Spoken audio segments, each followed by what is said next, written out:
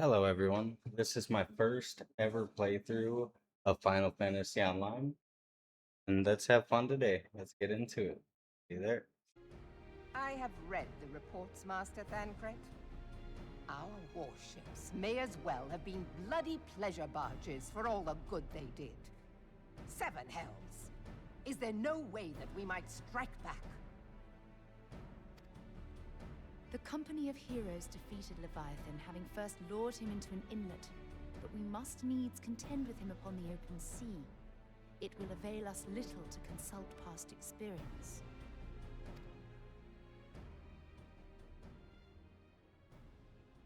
Admiral, if I may. Speak freely, Marshal. By all accounts, Leviathan's most formidable weapon is the very sea itself. Waves and whirlpools, tides and currents, all these things are his to command. The key to victory, I believe, lies in disarming our foe. This, in effect, is what the company of heroes achieve with their ruse. We cannot lure Leviathan from the sea a second time. But what if we could weaken his hold upon the element of water? I have heard of devices capable of such wonders. They draw upon the power of corrupted crystals, I am told. If mounted upon a ship, such a device might be used to prevent Leviathan from bringing the full force of the sea to bear against us, rendering him no more dangerous than any other sea serpent. Of course! Sid built a similar device to grant the Enterprise safe passage through Garuda's Tempest, did he not? Begging your pardon, my lady, but to give credit where it's due, this is something I heard from an old arcanist friend of mine. It makes little difference who thought of it first, so long as it works. Beg the specifications of this device from your friend, and I shall pass them on to our people at Naldic and Vermelis. But before we proceed any further, I would voice one concern. Piercing Garuda's defenses is one thing. Suppressing Leviathan's attacks, quite another. In matters of science, I am as a babbling babe. But I cannot well imagine that such a feat would be possible without a veritable mountain of corrupted crystals. The question being, do we have a ship big enough to bear such a burden? Mayhap not, Admiral, but two might. Recall you the tale of Mistbeard's greatest haul? It is said that he lashed two ships together, side by side, the better to bear his plunder. By your leave, we might attempt to repeat the trick. The gods know it would be quicker than building a new vessel. Mistbeard did this. Truly, Marshal, upon the subject of the Pirate King, you are as a scholar. Now, from what I have gleaned of these matters, the device will need to be in close and constant proximity to the target. To wit, we must lash our twin vessel to Leviathan. This in itself will be no small feat. Ramming speed will be required, but given the weight of the cargo, that will only be attainable with the aid of a towing vessel.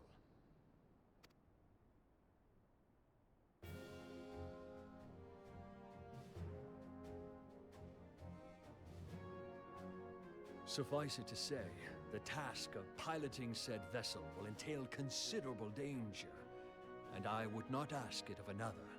I volunteer myself. It will be dangerous for all involved, but we have no better recourse. Very well.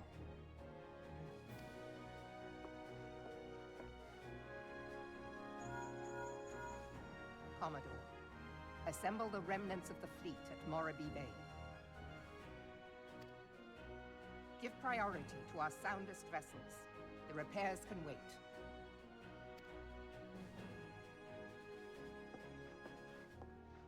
Storm Marshal Slafirson, command of the operation is yours. I want that twin vessel ready to sail post-haste.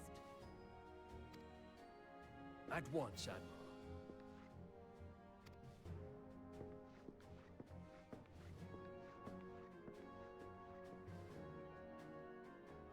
And then there is the small matter of slaying the beast.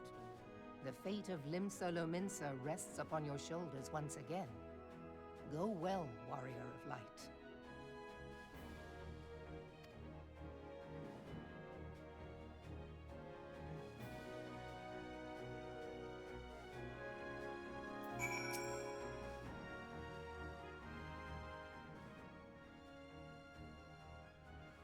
Being held as gods also exists in what you can call the Far East.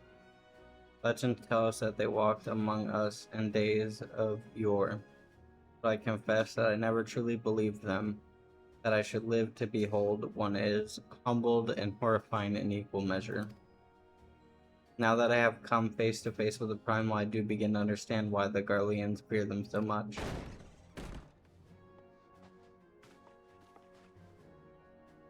What is it? A message, Admiral. I judge it best that it be delivered at once. I am listening. According to the Yellow Jackets, a man has appeared who claims to have defeated Leviathan. One of the company of heroes? The details are yet hazy, Admiral. We have dispatched one of our own to question the individual. I am disinclined to put any store by this claim, and even should it be true, it is Y'shtola said. More save the company of heroes have bested Leviathan, and we know how they went about it. If this man is one of their number, what could he tell us that we don't know already? Yet having wagered Limsa's survival on 2 ships, some rope, and a pile of crystals, can we afford to ignore this man? His testimony could yield us any manner of advantage should we not hear him. Damn it all. The twin vessel will soon be ready. We have no time to wait for the Maelstром's report on this supposed Primal Slayer's claims. Demon Lord, seek him out and learn what he knows. At the very least, it will spare you the torment of waiting for the reckoning and idleness. The man you are looking for is believed to reside in Gravefleet in Lower Lenosia. The Storm Private sent to question him should already be in the vicinity. May your journey prove fruitful.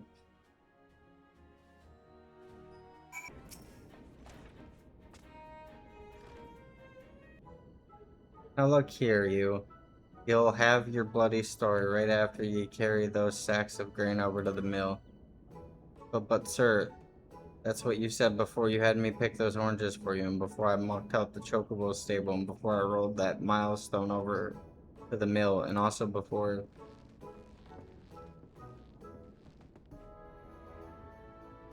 God, man, I've worked 3 days straight without a wink of sleep. 3 days. And do ye hear me complaining? I suppose some of us just ain't made for the rougher stuff. Alright, I'll give you what you want. Never let it be said that old Kretchtarn ain't a generous soul. Now prick up your ears, cause I won't be repeating myself. Too modest, see. Besides, there's only one so much epicness a man can take at one sitting, you know? Ahem. The tale of Teteron's epic victory over the dread primal Leviabetus. Now, Leviabetus huge, make no mistake, to give you an idea how big, each of his scales is about as wide across as me, members long. And that's no mean feat, let me tell you. When I fought him, I could barely see, for all the brine he was pelting me with must have been a lagoon's worth at least. He even knocked me trusty axe out of me hands at one stage.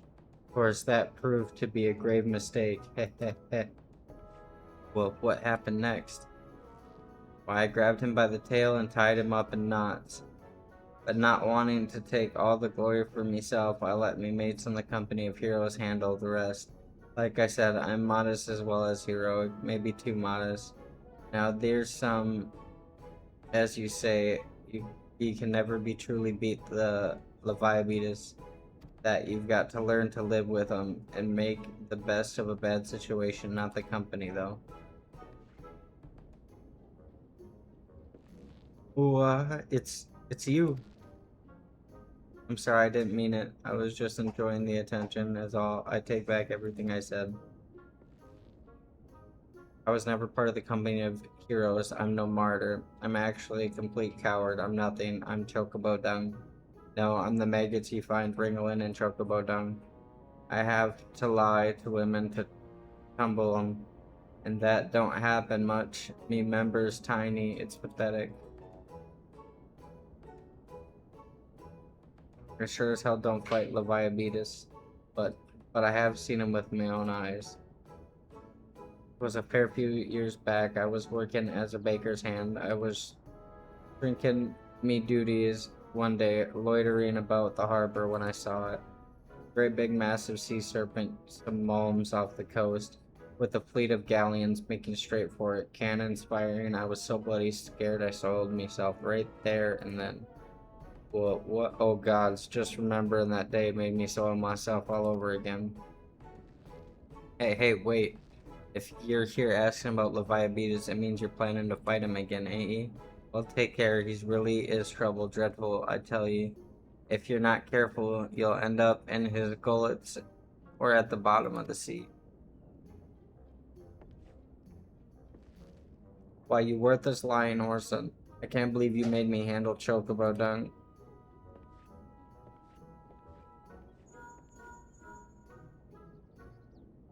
Demon Lord, this is Minophilia. Were you able to learn aught to use against Leviathan? I beg your pardon, Leviathan? I see. This is unfortunate. At any rate, I have tidings for you. The twin vessel is now complete. We await you at Morbi Dry Docks. Pray make your way here as soon as you are able. I had a feeling. I'm told your jaunt to the Grey Fleet proved fruitless. My sympathies, lad. I'll wager it served to take your mind off the events of recent days, though. But enough of that nonsense. The moment of truth is upon us. The twin vessel, the Horde Leader, I call her, is complete, and she surpasses all my expectations. In addition to her prodigious Tanzog, she has been fitted with a platform that you and yours might maneuver freely in battle. I would mention also that she is nigh unsinkable, but I'm not one to tempt fate. The Horror Leader and her crew stand steady, my friend. Just give the word and we shall bear you to the Leviathan.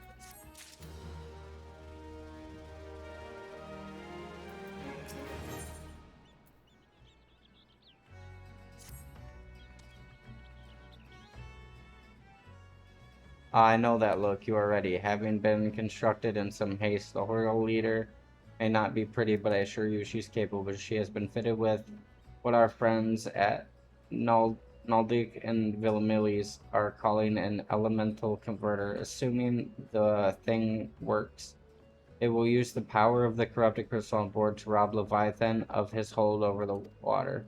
Depending on how the battle unfolds, you may well need to activate the device manually. Keep that in mind.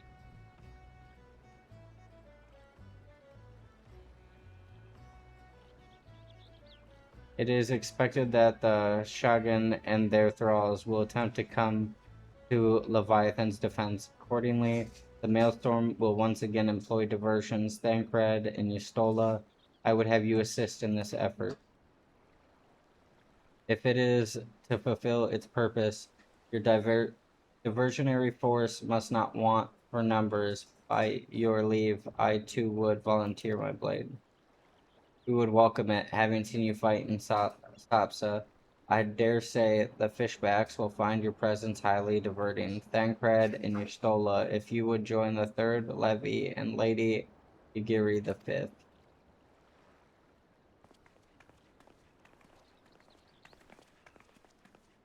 But what words have I for the man who has made a sport of slaying gods? Only these: go warily, for the sea is an unforgiving place to wage war. May the navigator guide you through the storms, warrior of light. I would echo the Admiral's sentiments and add a few words of my own. Know that we all have the utmost faith in you, Demon Lord. May the crystal bless you and keep you.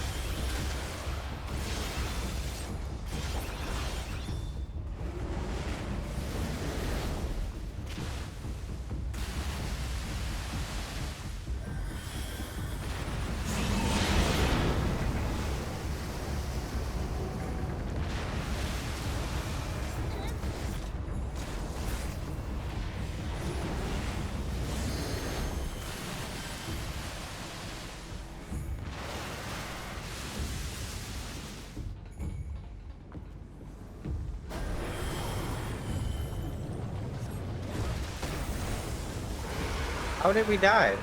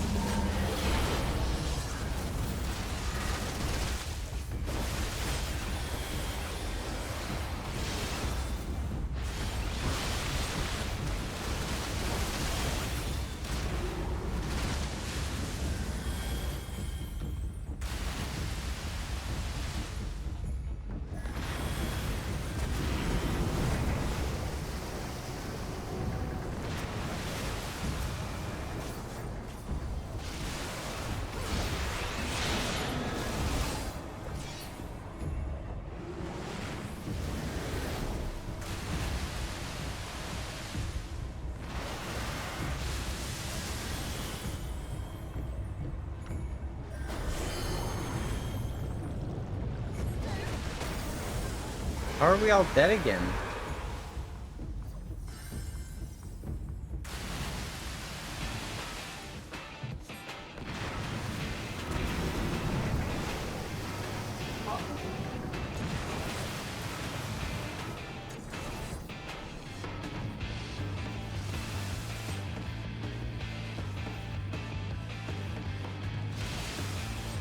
Oh, someone else said they did it too early.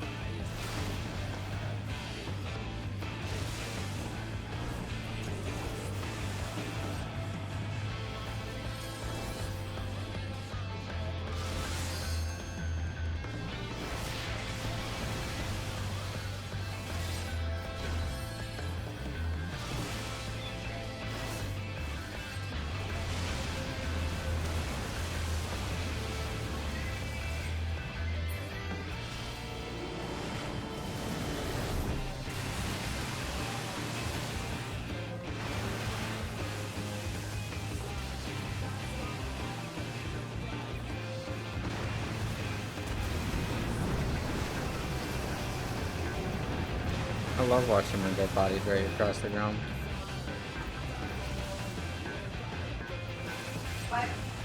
I love watching my dead body drag across the ground.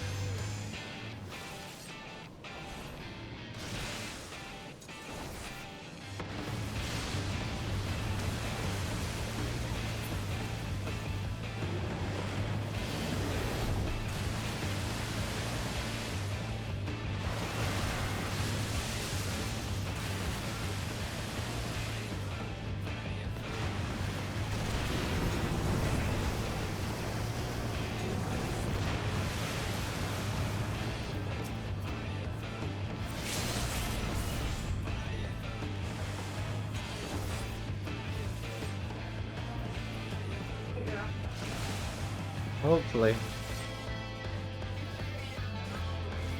Oh, that's nice. Dungeon, I didn't have to do anything.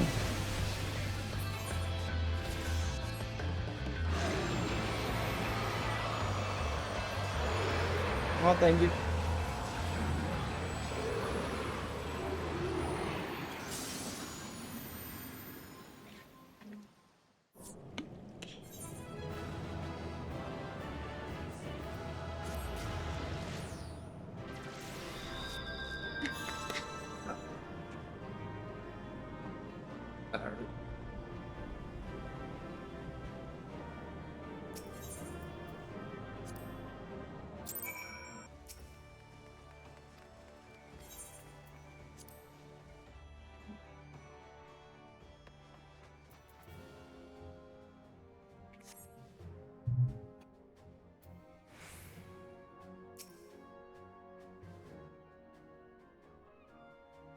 Lominsans are sworn to strive, till sea swallows all. And swallow all it would have had Leviathan prevailed. That we still strive now, we owe in no small part to you. Not for the first time, you have delivered Limsa Lominsa from the wrath of a primal. Never has our nation known a stouter ally. On behalf of my people, I give you my humblest thanks.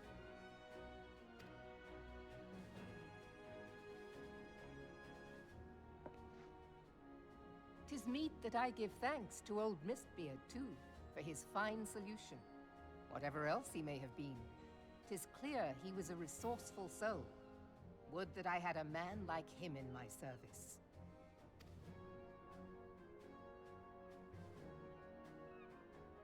Before I set foot in these lands, I had no inkling that the people of Eorzea contended with such mighty foes.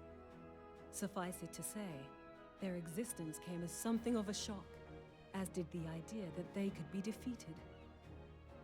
This experience has served to remind me of the vastness of the world, and the boundless potential of man. Though I am but a refugee in this realm, I would fain be of use to you in your fight.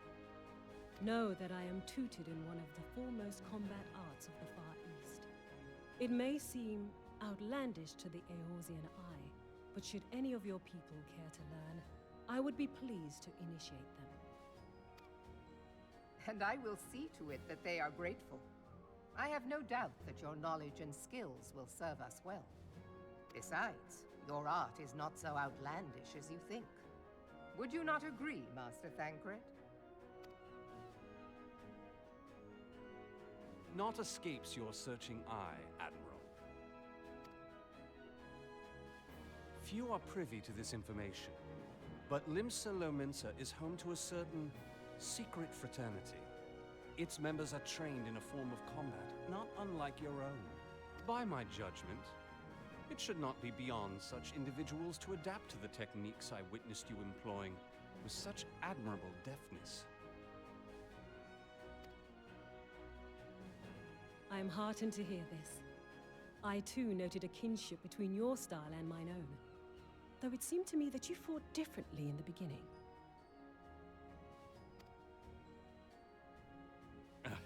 I suppose I did. What can I say? I'm a man of many talents. Though you may labor to believe it, Thancred was once something of a scoundrel who fraternized with the criminal class in these parts. Yestola! You jest, of course.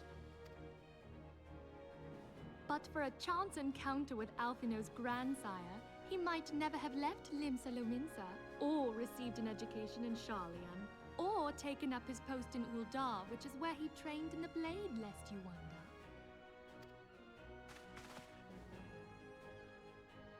Minfilia, please! It would seem there is more to you than meets the eye, Master Thancred.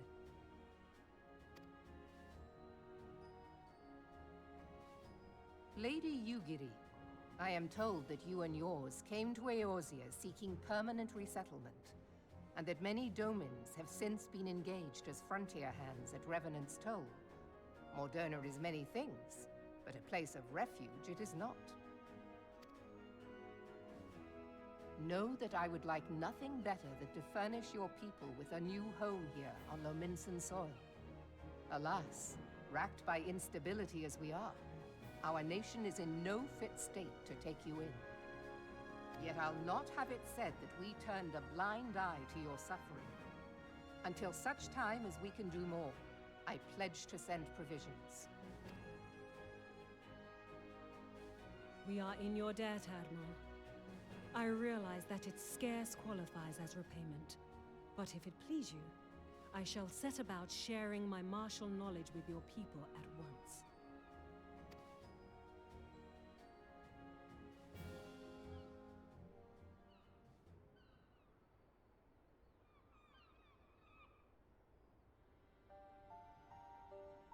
You wished a word in private.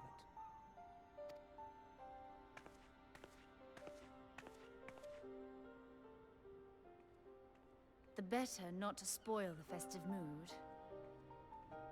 History repeats itself, Admiral. As the kobolds did before them, the Sahagin resorted to summoning their god over a territorial feud. They acted in self-preservation. It may be that the Sahagin initiated this particular clash, but how it begins does not interest me so much as how it ends.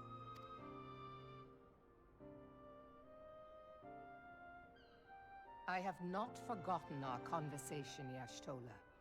I am aware that man bears part of the blame for the Primal's existence. Nor am I ignorant of the Sahagin's reason for acting.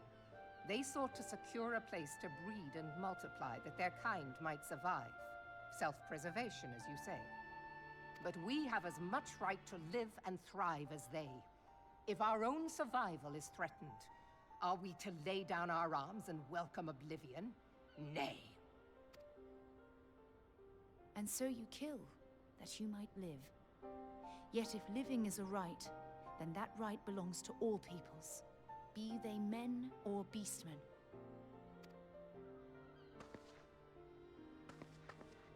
I'll not deny your reasoning. But when a storm gathers, it falls to me to see my people safely through it. That is my duty, and I shall do it.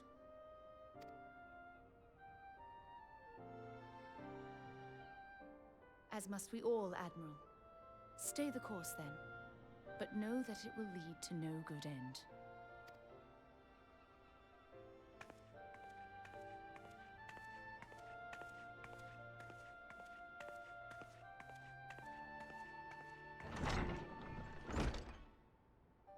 Man has ever put himself first and foremost.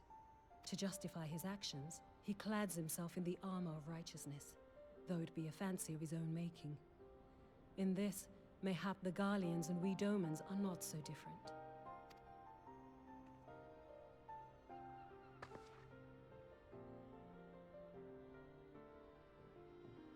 Eorzea has become as a raging sea. If we are to keep our heads above the waves, we cannot scruple to drown the man next to us. When hopes of coexistence founder, strength must determine who has the greater right to live.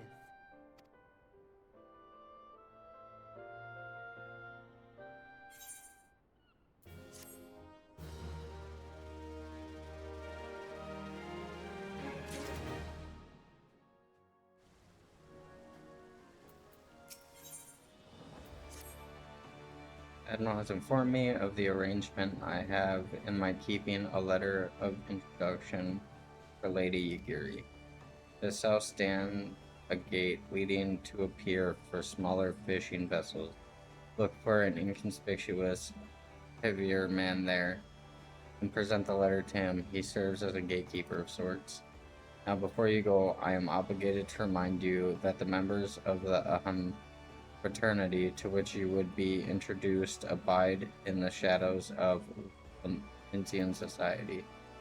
They valued their independence more highly than pirates, and are united by a bond stronger than mithril.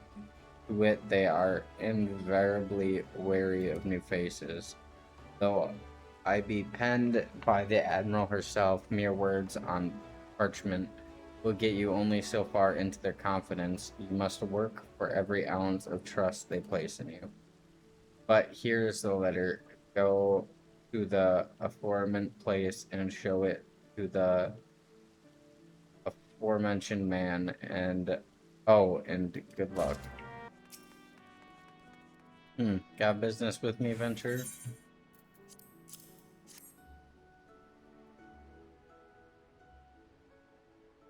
So you're the man the Admiral sent word of. I was hoping I might catch a glimpse of Thancred, too. Been a while since I saw his shite-eating grin. But what with all the doe-eye wenches about, I expect he's got his hands full.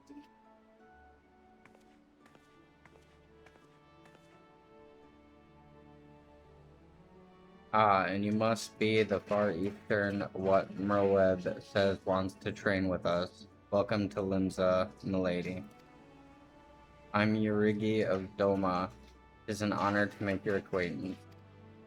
I must confess, when first I learned of your organization, I had certain preconceptions as to the nature of your membership. It would seem I was mistaken. You're not the first person to say that. Lass, Limsa, a city of pirates, to be sure, and pirates don't give two farts about keeping a spotless reputation. They hardly need a secret society to do their dirty work. Might be as my people and I keep to the shadows, but we've got nothing to be ashamed of. It's simply better for business that we remain unseen. And so you have developed fighting techniques suited to the purpose, I see. Know that the practitioners of my art, too, are denizens of the shadow. 'Tis in stealth that our strengths lie. There is much we might learn from one another, I think. Then what in the seven hells are we waiting for? If you'd come with us, Igiri of Do What's It, we can get acquainted in more private surrounds. Ha!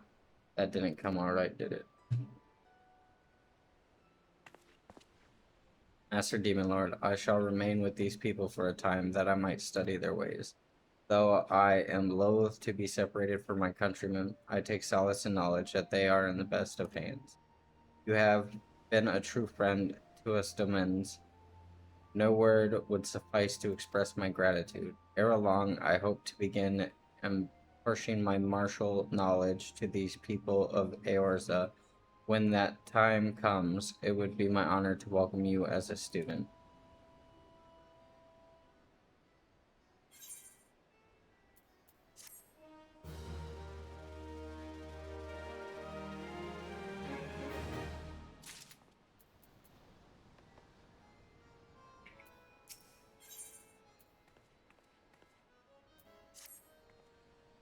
Much and more has occurred since first I beheld Eorza from the galleon decks. Suffice it to say, I did not envisage being invited to play a part in your noble struggle. But forgive me, I have kept you overlong. Doubtless you have pressing business of your own. Rest assured that I no longer require an escort in this land. When next you meet Lady Minfilia, pray relay to her my humblest thanks. Would that I could do so in person, but I must need fulfill my promise to the Admiral. Till we meet again, Warrior of the Light.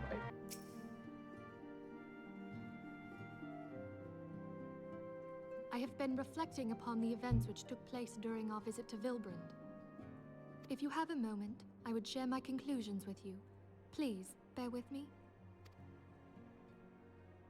When the Sahagin Elder summoned Leviathan, he employed the power we have come to know as the Echo. Though I cannot well explain the how of it, it would seem he became immortal in so doing. When the Admiral subsequently slew him, his spirit emerged from his lifeless flesh, a consciousness shorn of physical form. Thus transfigured, he took up residence in the body of his minion with the ease of a man donning a favorite glove. Long have I known that the Echo allows one to pass through the walls of a man's soul, but never did I imagine that it could free us from our own flesh, nor less that our souls could then occupy the next corporeal vessel to take our fancy. It was of this that Elidibus spoke, an existence which knows neither cessation nor oblivion. And yet, though the Sahagin had mastered his gift and thereby become immortal, he was by no means invulnerable. As we both bore witness, he was ultimately absorbed into Leviathan. And the import of this observation? If the Ascians' mode of existence is indeed the same, it can be inferred that they too are not invulnerable, that they can be destroyed. There exists a legend which tells of souls who are reborn upon the cusp of each umbral calamity, that they might stay the encroaching darkness. To most, it is but a fairy tale, yet recent events have given me cause to wonder, could the legend in fact refer to the Echo? Much and more yet remains unknown, but I am confident that all will become clear in time. For the present, however, what matters is that the key to defeating the Ascians may at last be within sight. With Urianger's aid, it is my hope that I shall fathom this matter ere long.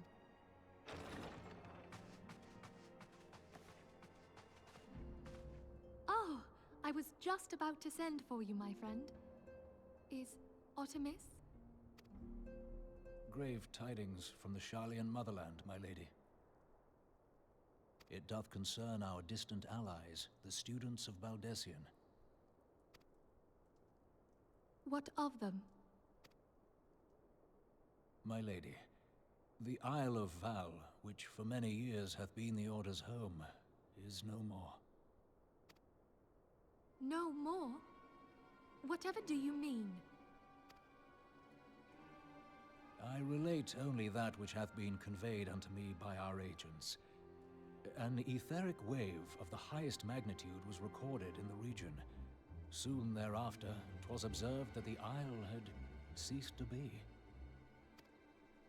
'Tis postulated that a magic was evoked, like in power to Ultima. 12 preserve.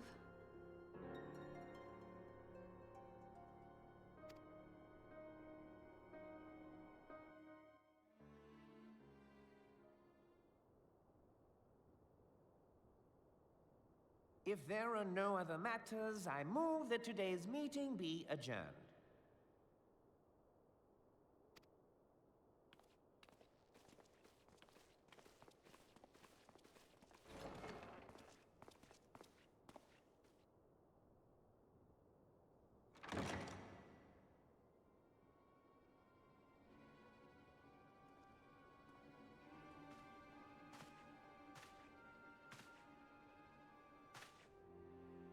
It is done, my lord. I... Forgive my impertinence, my lord, but these orders, I am uncertain as to what end they serve.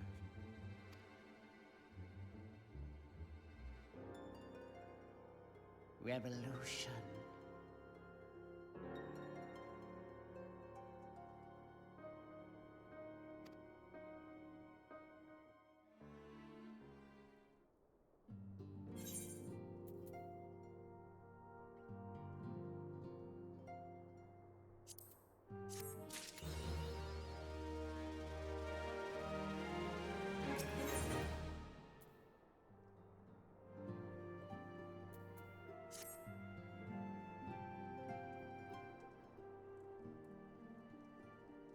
Our friends, the very isle itself, everyone and everything. No. It avails us not to speculate. Ranger will send word if there are any developments. Until such time as he does, we must remain firmly focused on that which is within our power to change. With that in mind, I would speak of a different matter, one closer to home. It concerns etheritic fluctuations, which we had previously attributed to good King Mughal. That the king is no more is a blessing, for which we have yet you to thank.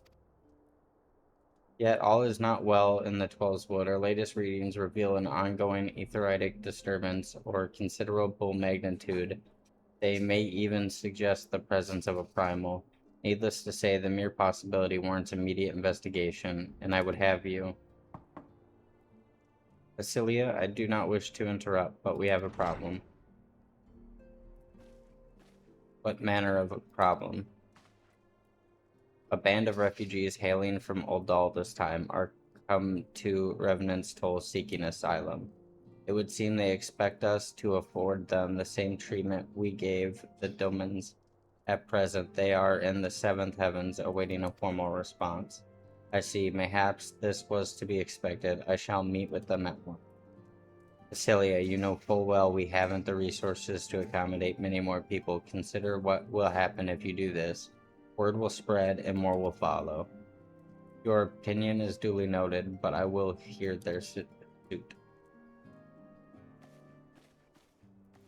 Demon Lord, I shall be grateful for your presence at this meeting.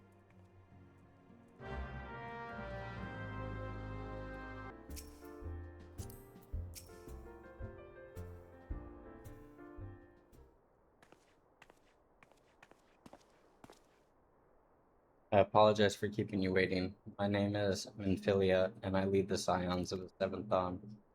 God be praised, it is you. We're ready and willing to work, same as the Domans. Just give us a task and we'll see it done. Pray calm yourselves. I appreciate your enthusiasm, but I'm not of your situation. Beg your pardon, Antecedent. I ain't so good with words. Been living off the scraps of Uldal for years, trying to piece together a life to replace the one what got took. They say there's work, but there's not for an honest man. Not as wouldn't sully his soul sooner than his palms. Any road, the flames do what they can for us, of course, but ain't near enough. And it's only getting worse. When the calamity brought us to our knees, those rich bastards in the city didn't help us up. They climbed on our backs. I don't pretend to be clever, but even I can see what's coming. I knew we had to run. The only question was where. And then it came to me. Revenant's Toll. I mean, you took them foreigners in, didn't you? So you'd surely do the same for us.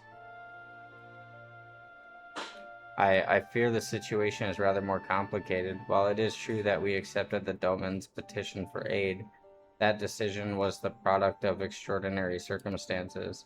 I sympathize deeply with your plight, but pray understand that it is not possible for an organization of our means to aid all who have been affected for the calamity, and so it is with great regret that I must deny your request.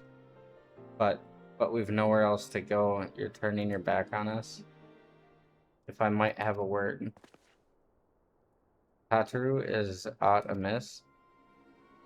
Ill tidings from Uldal, my lady. Elpenad has been wounded. What? How? Is it serious? I cannot say for certain, but I fear it might be. According to the Flame, the refugees started a riot. They went wild, apparently lashing out at any and everyone.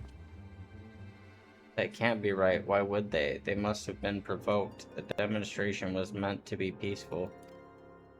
Seven hells, now the Blades have an excuse. They'll round us up and kill anyone who tries to resist. And Descendant, please, if you won't help us build a new life, at least help us keep the ones we've got. My lady, we are not ones to stand idle by and watch innocents suffer. However, until we know more of the circumstances surrounding this riot, I am not certain what aid, if any, we can provide. If the authorities determine that the refugees attacked without provocation, then those responsible will have to answer for their actions. How can you be so blind? Find Elpenad and quickly. If he's in danger or worse, I would have you and none other by his side. Thank you. Pray do not concern yourself with the matter we were discussing earlier. Ida and Paplamo will see to it. Elpenad is being treated at the Hourglass. Hurry, Demon Lord.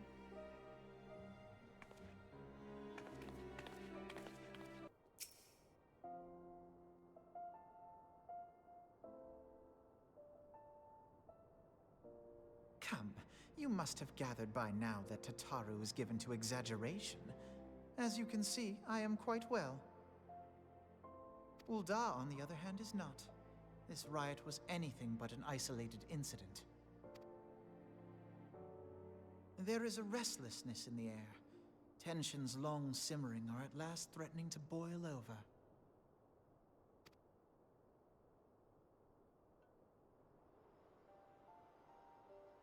Uldar is a nation infamous for the great disparity between the wealthy and the poor. The majority of the populace accepts this state of affairs because they believe that every man bears responsibility for his own lot in life. To an Uldan, money is the foremost, and some would say the only measure of a man's worth. Small wonder that the wealthiest wield the greatest influence. So where do the refugees fit into this social hierarchy? What place is there for those who fled Alamigo and the destruction of the Calamity? Plainly, there is none. They have no wealth, no power, and no worth. To the Ul'Dan way of thinking, they may as well not exist.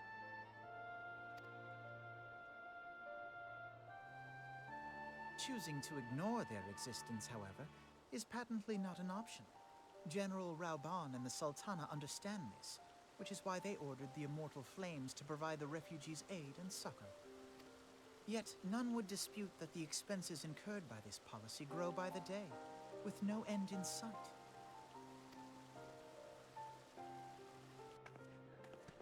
This has prompted more and more Uldans to question their obligation to aid these worthless wanderers.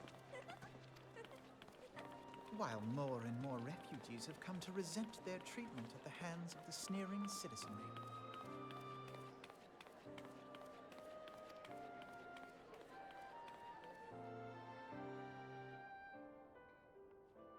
The manner of Lord Lolorito's refusal to grant the Dolmens asylum bespoke a disdain for all refugees, an attitude shared by the rest of the Monetarists. And you may be sure they make no effort to conceal their opinions. It was only a matter of time before the refugees united in protest. Nor is it any surprise that some among them would ultimately resort to violence.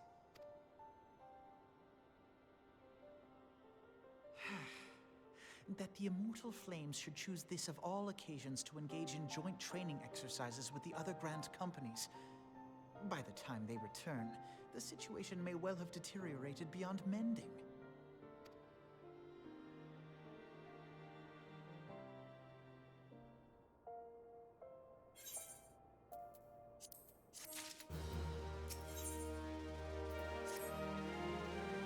As I told you before, it was all but inevitable that an incident of this kind would eventually occur, given the rising tension within the Sultanate.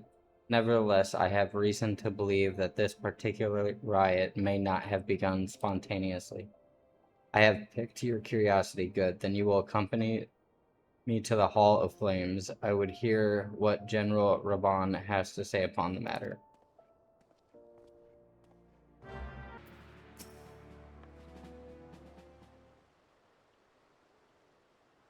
Now is not a good time, Demon Lord. My hands are full dealing with the refugees. Precisely the matter we wish to discuss, General. Elpanad, back on your feet already? You may credit my swift recovery to your My memory of the riot are still somewhat muddled. I trust you managed to regain control of the situation.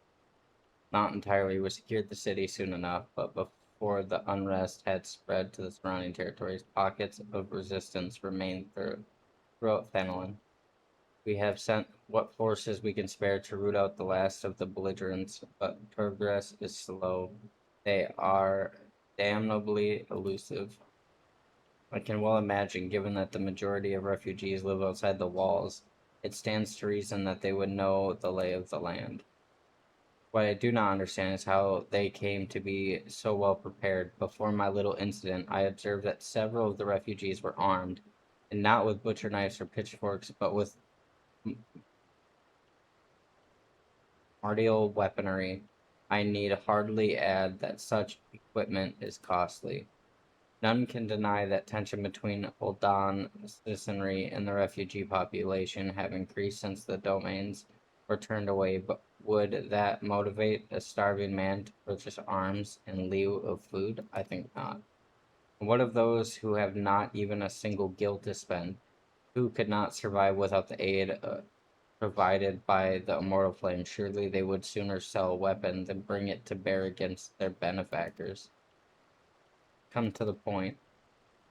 Very well, my point, General, is that this powder keg of discontent was not set alight by chance. These events were deliberately set in motion, and now order must be restored. This is my first duty. Until it is done, any investigation can wait. I do not have time to discuss this. My scouts will be returning.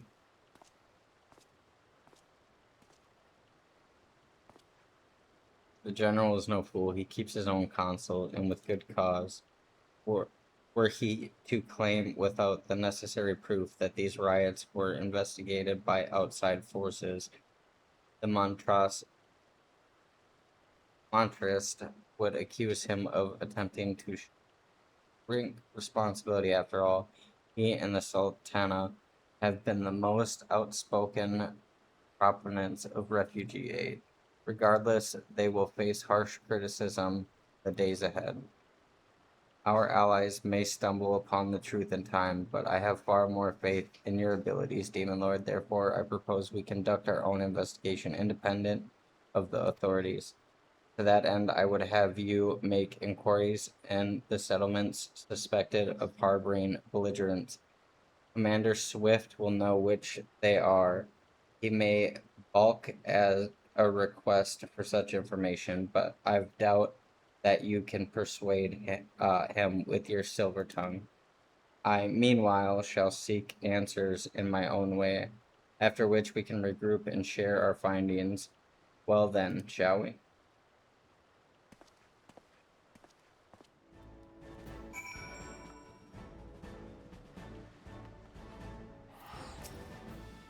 You look as though you have something to say, Demon Lord, do you? What you ask is no simple favor. Were such information to fall into the wrong hands, the lives of countless soldiers would be at risk. Even so, there's wisdom in your words. An able individual may be better suited to this task than a regiment. Very well, the Brass Blade have reported suspicious activity in the vicinity of Lost Hope. It may be unrelated to recent events, but we doubt it. I suggest you begin by speaking to the blades posted there. A friend of the Sultanate, are we? I take it this means someone has read my report. The refugees who left with the merchant have yet to return, and I am increasingly concerned that Zazawaka's suspicions were correct. You haven't the foggiest what I'm talking about, do you? Never mind, speak with Zazawaka, he will explain everything. And what brings you here, adventurer? Search for refugees? Well then, you've come to the right place. Ah, you mean those refugees? Oh no, you wouldn't find them here. Most of the people of Lost Hope have come to accept their situation and are content to pass their days in peace and quiet. Outsiders have trouble understanding that. Like the merchant who passed through recently, gregarious fellow, but awfully opinionated. Can't say I was sad to see him go. I give her rides and then she just takes off on me.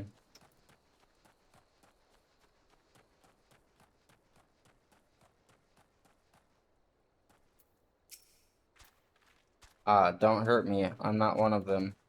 I beg your pardon, you're not a flame? I see. If Leo forbid you spoke with me, then I take it you've agreed to help. 12 be praised for that, because we haven't a moment to waste. Everyone knows the flames are on the march. Others have fallen under the fanatic's spell, but not I. Promises of revolution and retribution, of holding the ruling class to account and taking that which is owed. A childish fantasy. I did everything I could to dissuade the others from leaving, but few would heed my words. Now that one of our idealists have returned, however, the madness of the merchant's plan is plain for all to see. Look behind yonder tents and you will understand why. Even now he babbles incoherently, so traumatized is he by the bloodshed he witnessed. Try as I might, I can make little sense of words beyond the fact that he was not alone in surviving. Yet I've no doubt that merchant will lead the remainder to their doom. I beg of you, find them before he does.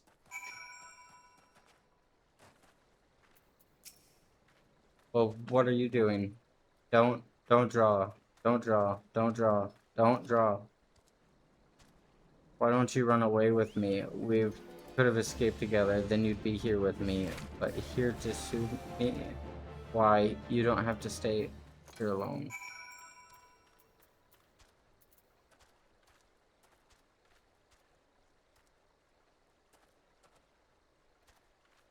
Who are you? What do you want? Hey, it's true, I followed the merchant, and may the gods strike me down for my folly. What they will not give, you must take, he said. When we asked how, he revealed a cache of weapons he had bought and implored us to seize control of our fates. I thought about running then and there, but the others were so excited he split us into two groups, sent us off on our own. But when the flames found us, we didn't know what to do. Our leader tried to parley with theirs, but then they started arguing, and then fighting, and then everyone was fighting, and the flames were shouting to give no quarter, and oh god, it's the other group, they're still out there. If we don't stop them, they'll be massacred like mine was.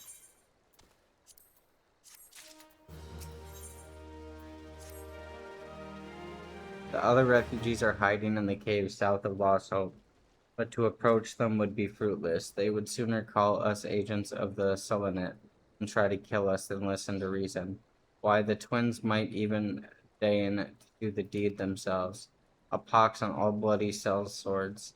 They were supposed to train us to fight, but the ones he sent with us vanished during the struggle. Oh, if only we had never listened to that merchant's ridiculous claims. He said our cause was righteous, that the gods would never suffer us to be defeated. Though if they were forced to confront reality, that is, challenging the twins to combat and show my brethren that their strongest warriors are no match for one man, mayhap then they will agree to lay down their arms and renounce this plot. 7 hells, they found us. Everyone grab your gear and make for the rendezvous point. So that's your game, is it? Ahahaha, sorry to disappoint you, lad. But we're more than willing to kill ye ourselves.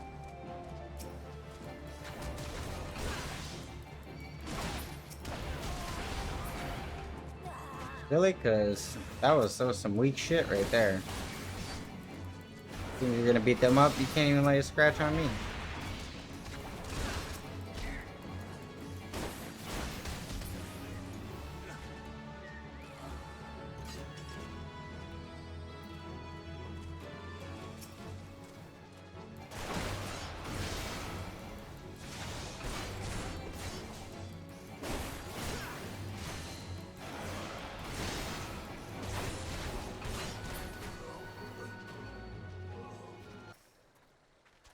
You've returned. Did you find my brethren? What of the twins? What happened?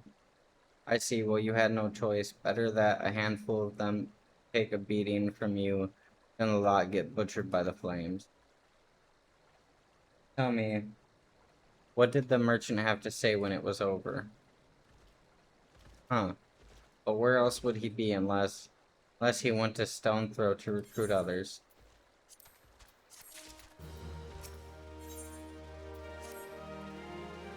The merchant wished to approach the refugees in Storm Throw, but was waiting until the flames withdrew their forces from the vicinity. Now that they have, there's nothing to stop him from continuing his work. How many more must perish in pursuit of this futile cause? How much more suffering must we endure before it ends? Find him, convince him to seize his mad quest. It will surely lead us to ruin.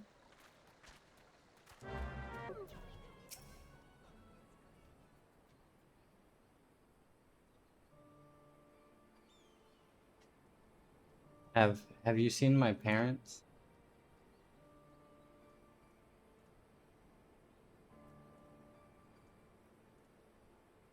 They told me to stay here with the others. They said they'd be back soon, but it's been days. They left with a man from Oldal. The man said they were going to change everything, make it so we could live inside the walls with everyone else. I liked it when he said that. I didn't like it when he talked about making the rich people pay. Everyone looked so angry and I got scared. Say, mister, are you looking for someone?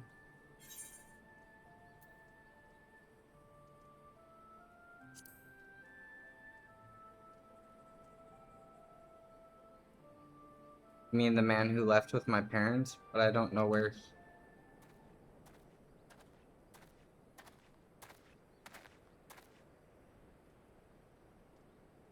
Wait, look, over there. I think that's him. Well now, which of these global fields shall be my next victim?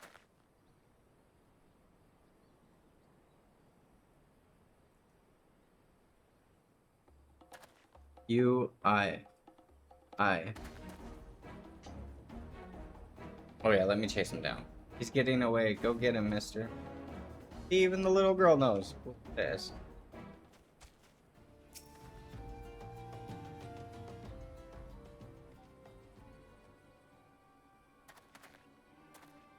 You again. What? Why are you pursuing me? Sedition? Treason? Revolution? That's preposterous.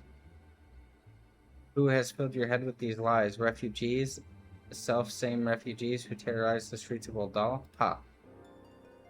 You have no evidence to prove your accusations. None. No. I will not accompany you to the Halls of Flames. You have no right to detain me. For sake of the argument, let us say I did do the thing you claim. Surely you don't think I give a corn's arse about politics. It was business. Only business.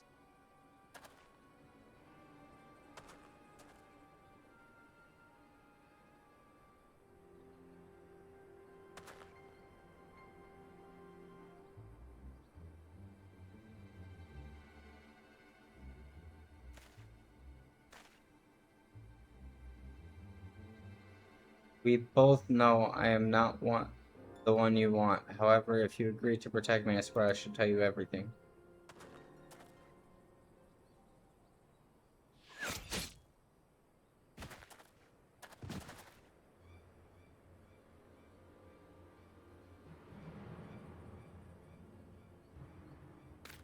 What's all this commotion? 7 hells. Tell the others to spread out and search the air. The killer may still be close.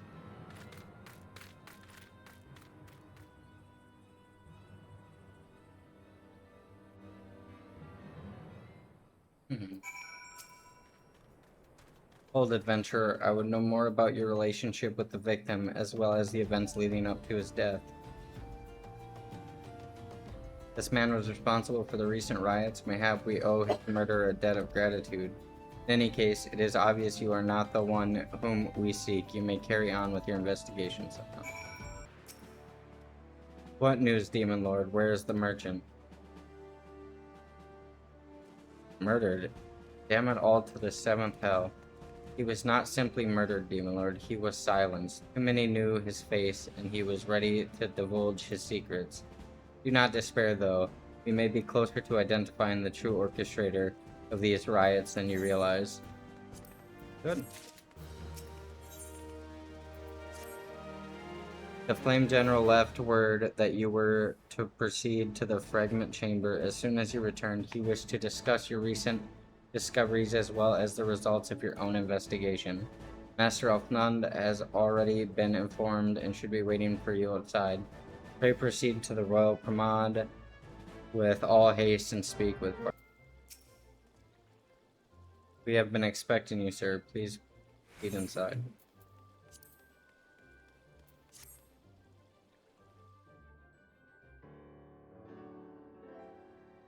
Commander Swift has kept us apprised of your recent activities. You've made great strides towards quelling the violence.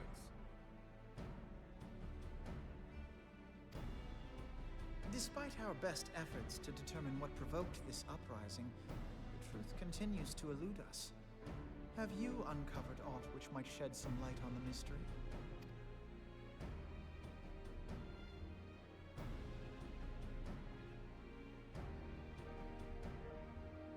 This information does not leave this room. The Syndicate's decision to reject the Doman refugees' appeal for asylum had lasting repercussions. A number of those displaced by the calamity claimed it was proof of a policy of discrimination. Together with a group of Alamegan refugees, they organized a series of demonstrations to protest against the Sultanate. Demonstrations which became heated, but did not descend into violence. Until a certain incident served as a call to arms. A unit of brass blades sent to supervise a demonstration loosed arrows upon unarmed protesters. It was this atrocity which prompted the refugees to take up arms. I need not tell you what followed. We assumed at first that the attack was born of a miscommunication. When emotions run high, they happen. But suspicions were raised regarding the unit's commanding officer, whom I ordered interrogated. Sure enough, our fears were soon confirmed. The dog confessed that a merchant had offered him coin to give the order. A merchant in the employ of Teleji Adeleji. Teleji Adeleji? But he spoke in favor of the Doman's cause, and has ever seemed sympathetic towards the refugees' plight. Why would he do such a thing? Know you of the Cartano Reclamation Bill? It is a proposal to annex the Cartano Flats so that refugees may establish permanent settlements. When last I looked, that was disputed territory.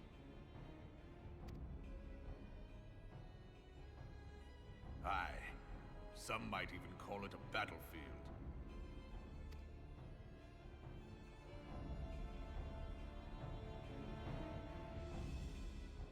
The destruction wrought by Bahamut was greatest at the Cartano Flats. That much is common knowledge. What is less well known is that his rampage laid bare ancient Alagon ruins, of which no record existed. There are certain differences of opinion as to how these ruins should be handled, which is why each nation maintains a military presence in the region to this day. Yet differ though we may, we are still allies. Therefore, in the interest of preserving the Eorzean alliance, we have reached an agreement. Any conflict which may arise during the course of military exercises in the region shall have no bearing on relations between our nations. In full knowledge of this delicate state of affairs, Teleji Adeleji proposed the Cartano Reclamation Bill. A shameless bloody ruse which stands to benefit him in but one conceivable way. If successful, he will gain control over the disputed territory under the guise of assisting in the resettlement effort. And you can be sure he'll build an orphanage next to every Alagon ruin.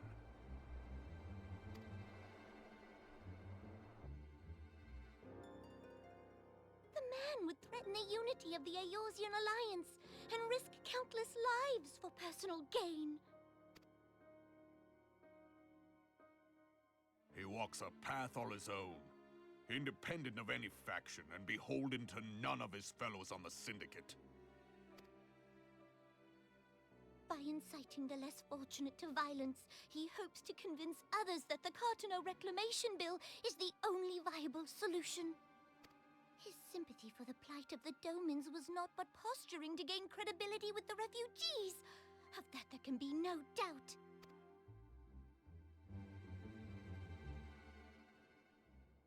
Forgive me, but what could possibly motivate Teleji Adeleji to go to such lengths? What is so special about these ruins that he would risk his position on the Syndicate, and, most likely, charges of treason against the Sultanate? Omega. Pardon?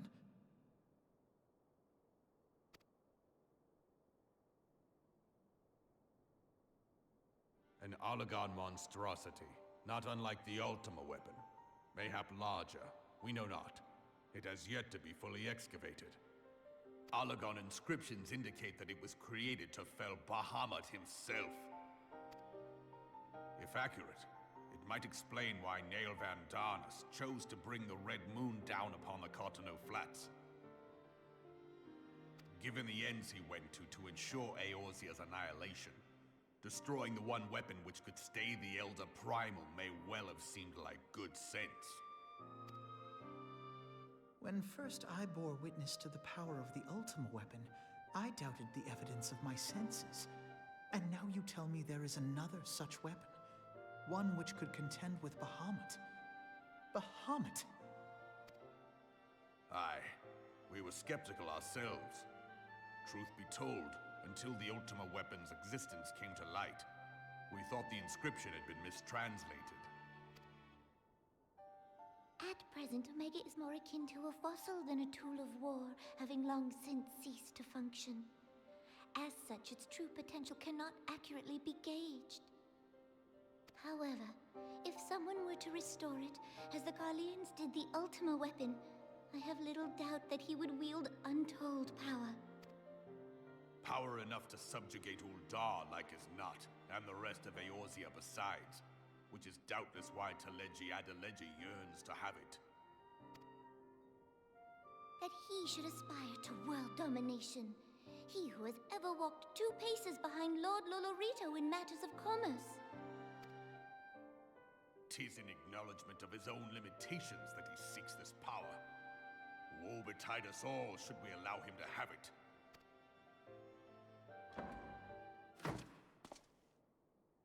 Pray waste no time chasing rats. Only a fool would believe that secrets can be kept in Uldar.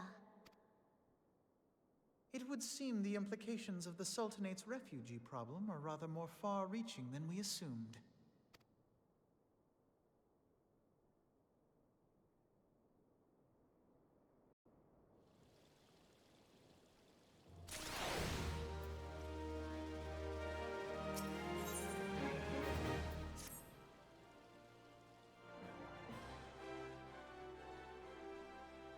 I should be glad to know the truth, and yet the thought that all this chaos was the product of one man's lust for power sickens me.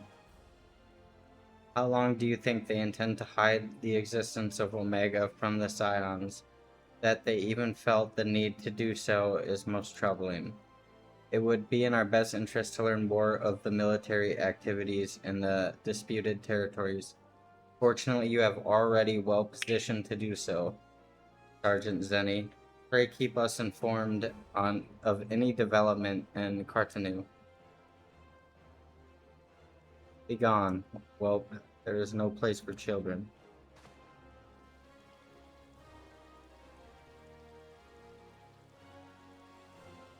I'm sorry.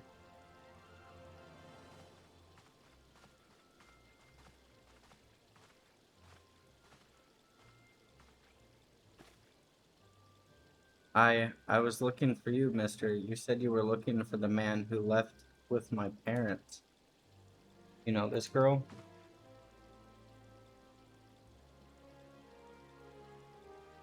So he visited Stone Throw as well, I see. Did you find the man?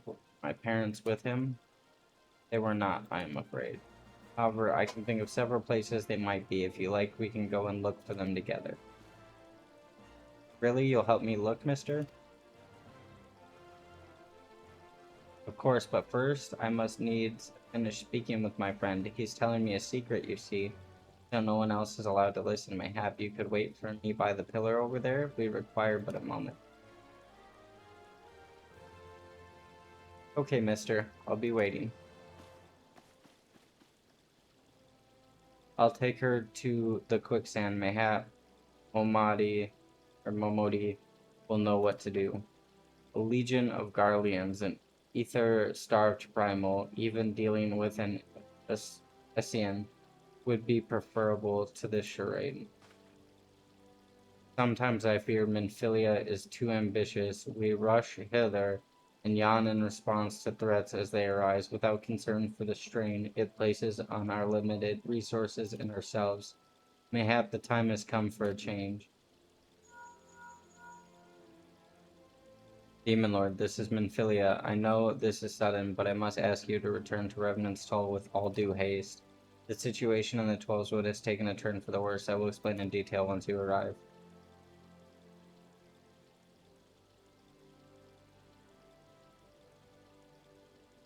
The 12's then the primal threat she spoke of before has been confirmed. I received no reports of Ixal activity which leaves this list. Go, Demon Lord. You know as well as I that the appearance of primal takes precedence over all else. Oh, and when you arrive, do inform the antecedent that while I am grateful for her concern, she needs fear for my safety. I am more than capable of protecting myself.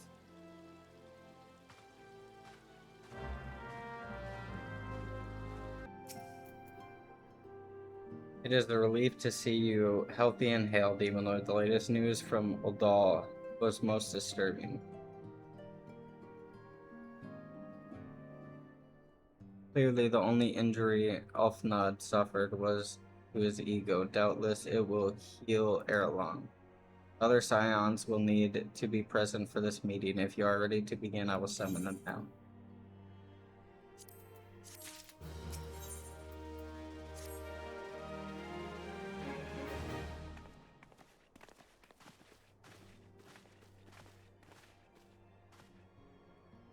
Thank you for responding to my call with such haste. Rest assured, I should not have summoned you if it were not urgent. To business, then. I have received some most disturbing news from the Order of the Twin Adder. They have reason to believe that the Sliffs may have called forth their revered guardian, the Primal Ramah. I'm sorry, may have? This is not certain. The Elder Seedseer informed us that the elements themselves murmur of the Lord of Leven's return to the forest. The Slifflins, however, display no sign of undue commotion. Forgive me, Antecedent, but this fact need not contradict the element's testimony. Unlike his more bellicose peers, Garuda and so on, Ramah is reputed to act only in the defense of his children. I imagine he would soon make his presence known if any were foolish enough to directly endanger the Sliffs of their territory. The abruptness of this development concerns me. We were not keeping a close watch on the touched ones and their movements. If preparations for a summoning ritual were indeed underway, that would surely not have escaped your notice. Oh, it didn't. I was pretty sure it was going to happen, just not this soon. I beg your pardon, you foresaw this eventually and did not to prevent it? I told Paplamo, I suppose I could have reported things to Minfilia earlier, but there honestly wasn't much we could do except wait and see. You know how the Sliffs feel about people poking around in their territory? They already summoned Ramah once, right after the calamity, but that was because the Garleans came trampling through the forest. And so long as Castrum Orient stands, the Sliffs cannot be blamed for wishing to have their guardian deity on hand.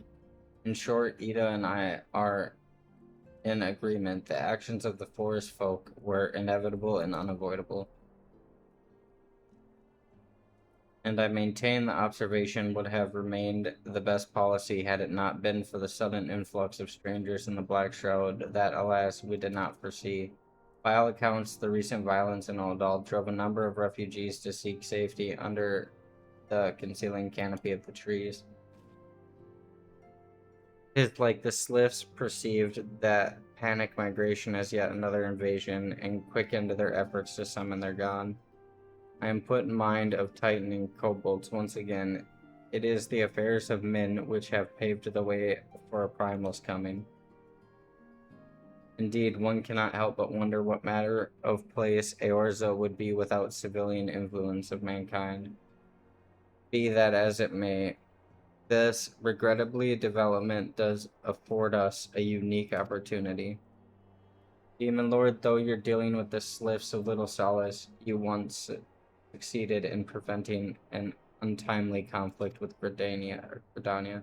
I wonder, might one who has treated with the Sliffs so fruitfully in the past not achieve similar success with their Patreon deity?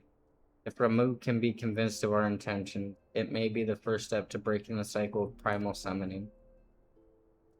A found hope.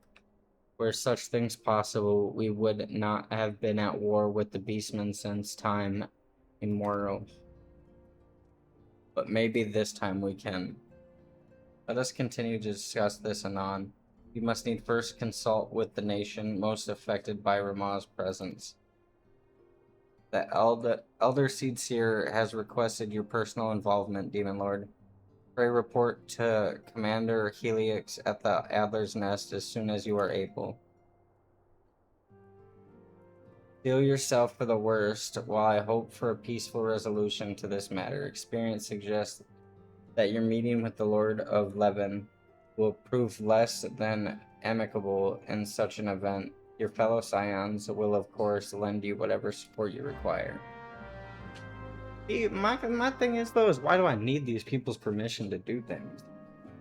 I don't need nobody's permission, not a seed seer. Sergeant Zenny, your arrival has been most anticipated. The appearance of a primal is ever cause for alarm and unease. Though my men stand ready for any eventuality, I know of none more qualified than you to snuff out this threat. Indeed, I would have you do so without delay. The Elder Seed Seer, however, would speak with you first. He is of the opinion that the diplomatic rather than material skills may better serve our cause. I will leave further explanation to our learned leader. Pray make your way to Nofika's altar. The conjurer in attendance will admit you to the lotus stand. The other scions have already arrived, so may I show you in? Like, legitimately. I went to fought Belzier, they've already fought all of them. I should be king of all land.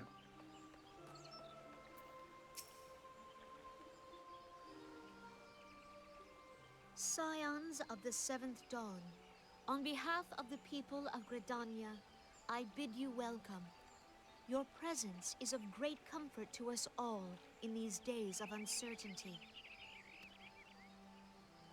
I summoned you here to share tidings of a most urgent nature. But a short while ago, the great elemental spoke, and his voice was clarion in its intensity. Ramuh is returned unto the forest.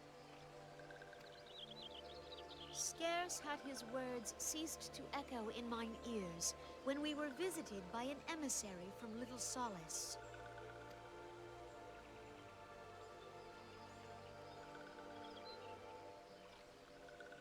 Our guest informs us that the Sylphs too have sensed the presence of the Lord of Levin.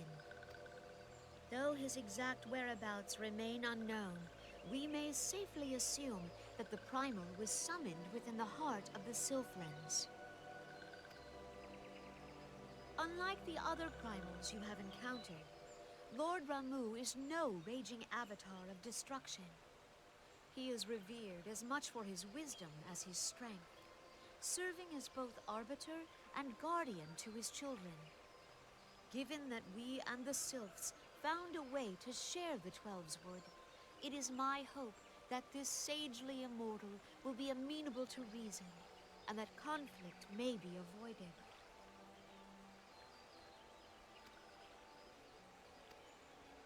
Blessed as you are with the power of the Echo, you are one of the few among us who may commune with a primal without fear of influence. I would ask, therefore, that you represent us in this most delicate of negotiations. The Twelveswood has suffered enough. Upon this, we and the Sylphs, and I would venture Lord Ramuh himself, are in perfect accord. Let us not endanger our shared home by engaging in unnecessary hostilities. Dear friend, I beseech you, safeguard the peace which exists between our peoples.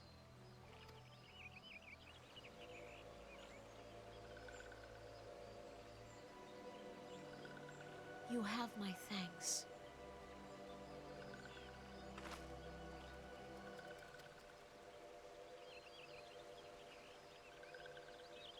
Pray make for Little Solace, then. A member of the Order of the Twin Adder awaits you there. He will advise you on how to find the Lord of Levin.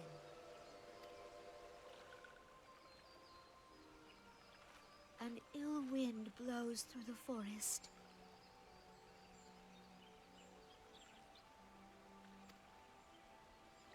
Yet, it is not only the Twelveswood that flinches at its coming. All the lands of Eorzea shiver in dread anticipation. Have care.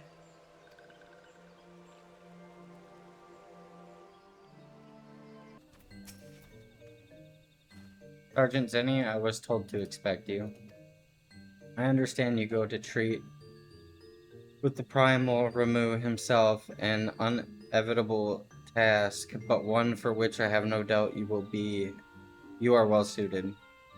I've been told that your fellow Scions are conducting an investigation of the area as we speak, that we might ascertain the location where the Lord Levin might be found. I would ask that you will bide here until they return with their findings.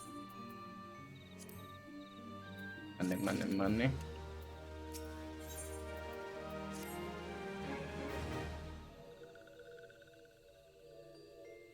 I was told that a messenger would be sent as soon as your fellow Scions finish their investigation. I do not imagine it will be much longer.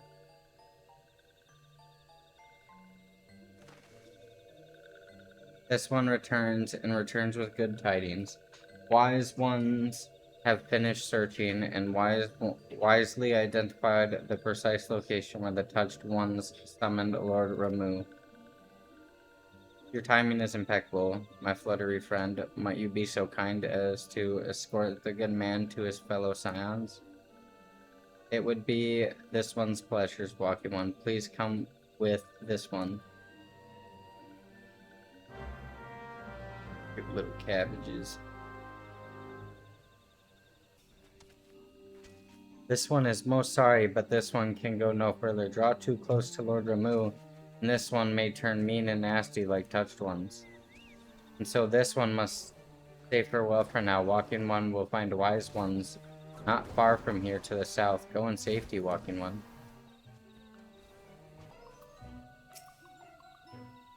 So, it's actually you. I am relieved for a moment. I thought we were dealing with another one of those confounded slip tricksters. I swear, with them wreaking havoc with their skin-changing magics, it's a wonder I was able to finish taking my measurements. Yes, it was quite the ordeal. You should have seen the look on Yastola's face when the one impersonating you suddenly showed up. That's quite enough, Papillon. Ahem, my apologies. It's not like me to ramble so. At any rate, as I was saying, I have finished measuring the theartic activity in the area and am pleased to say I have reached an indisputable conclusion, to wit, that Rama was called forth in the vicinity of the Slips Aetheryte. Come on, Demon Lord. The Lord of Levin awaits.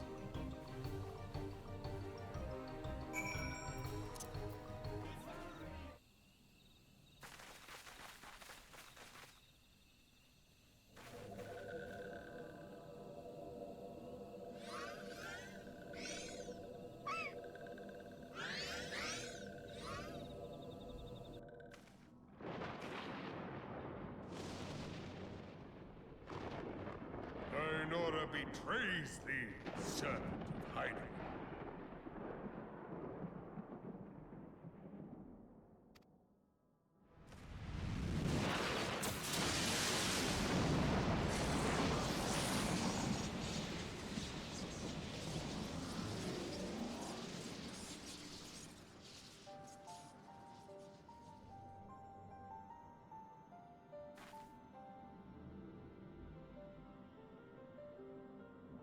Thou art the bringer of light, bane of Ifrit, Titan, Garuda, and Leviathan. I am Ramu, guardian of the children of the forest. Thou tramplest upon sacred soil, bringer of light. By what right doth man intrude in this sanctuary of the sylphs? Gridanians proffer peace? Their words are born of delusion, thine offer an insult.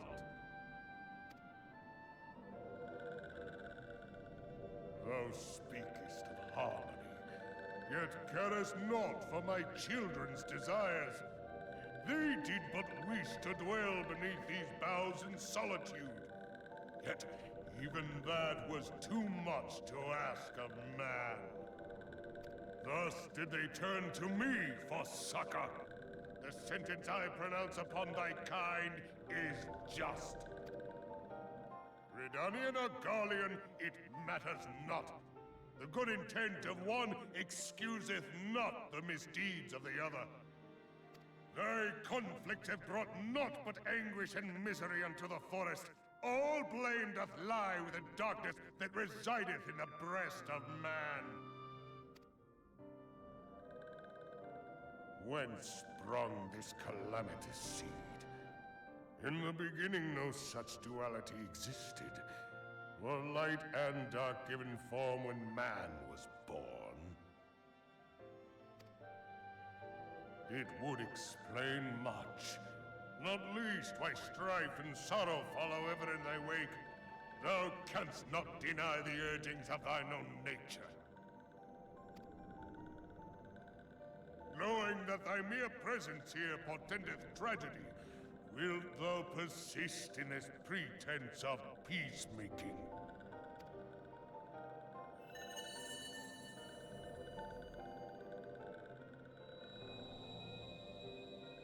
Thou bearest the crystal which I bestowed upon my wayward charges, that they should entrust so precious a gift to thee. Thou standest apart from thy kin. Thou art the bringer of light, aye, but there is something more in thee. Very well. I shall consider thy proposal. Shouldst thou survive my trial. If thou wouldst champion the cause of harmony, I must have proof that thou art fit to play the role. Wither mine ire, and prove to me thereby that thou hast strength enough to stay the darkness which threateneth to consume thee. Yet if thou shouldst be found wanting, know that all men shall perish in the storm of my judgment.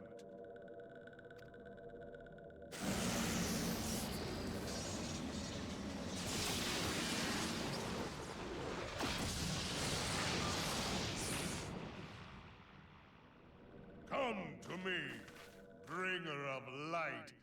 I shall await thee on the field of battle.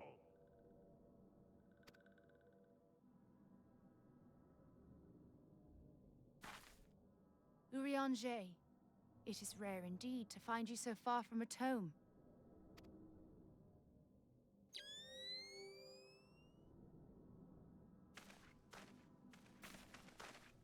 The Lord of Levin himself. Never till this day had I looked upon his visage, save in painted renderings made faint by time. Ever shall this scene remain etched in my mind's eye. Beg pardon, my lady.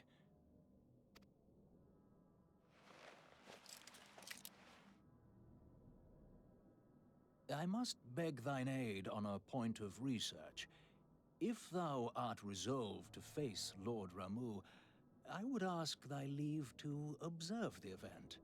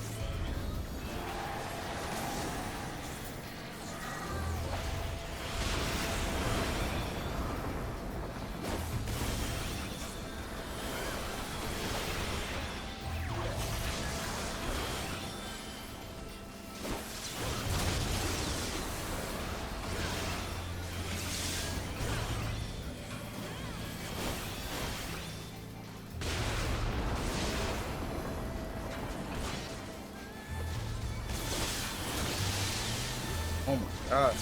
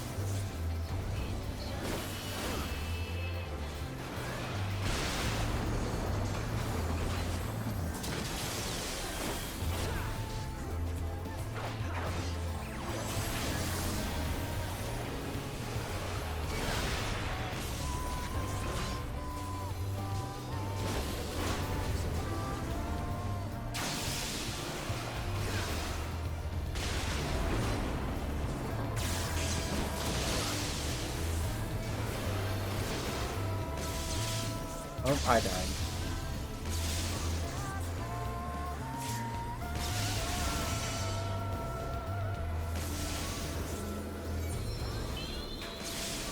Oh, thank you, baby.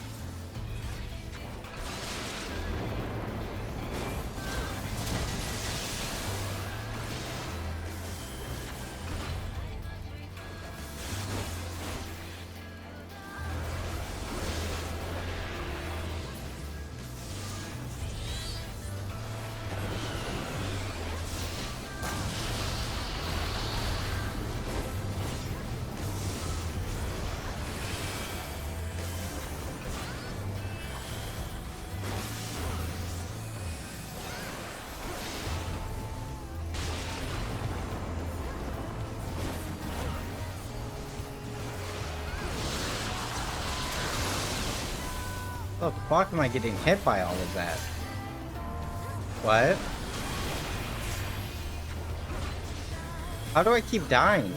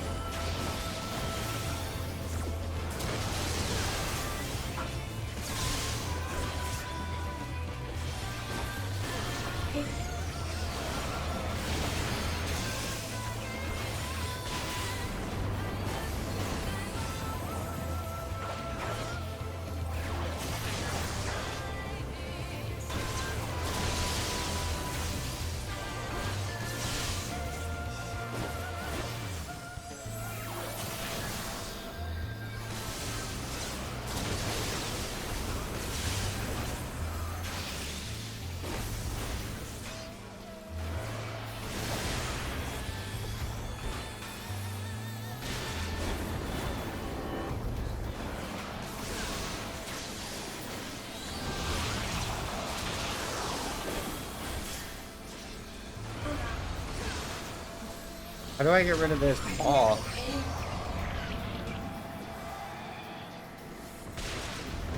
I'm just stunned.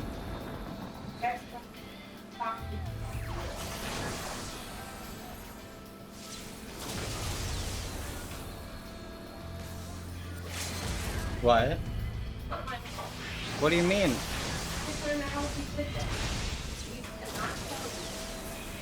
Yeah, it ruins it.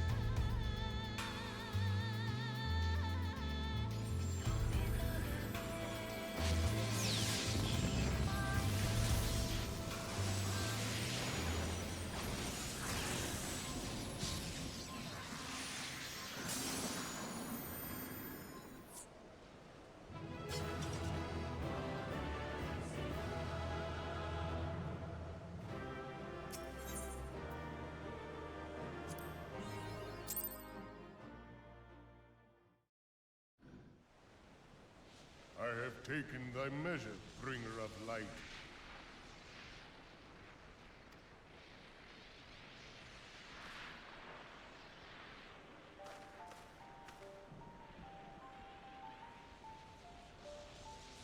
And I judge thee a worthy champion. The task of excising the sin that hath taken root in man's heart is thine. Shrink not from employing thy strength in service to the forest and the wider realm beyond. Like hungering shadows do the enemies of harmony gather, and meekness will but feed them. If man is to be delivered from the dark, it shall be by thy guiding light alone. Stray not from the path, for if thou dost, thy people shall be truly lost.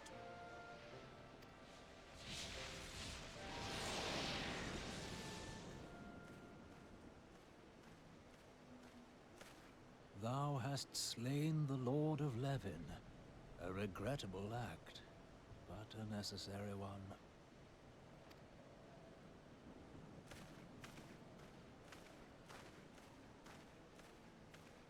In witnessing thy struggle, the truth hath been revealed unto me. If I mistake not, it may yet prove a chink in the eternal armor of the Ascians. But let us conclude our present business. I shall expound upon my findings at the Rising Stones anon.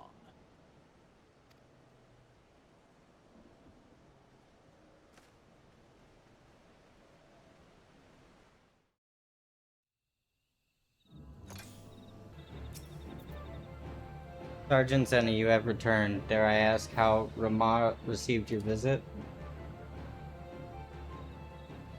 He challenged you to a test of arms. It is well then that you have some experience in such matters. The peoples of both Gridania and Little Solace will be relieved to hear that the Lord of Levin has accepted you as the forest champion of peace. You have performed a monumental duty this day, Sergeant Zxennie. The Elder Seeds here must be informed of your deeds at once.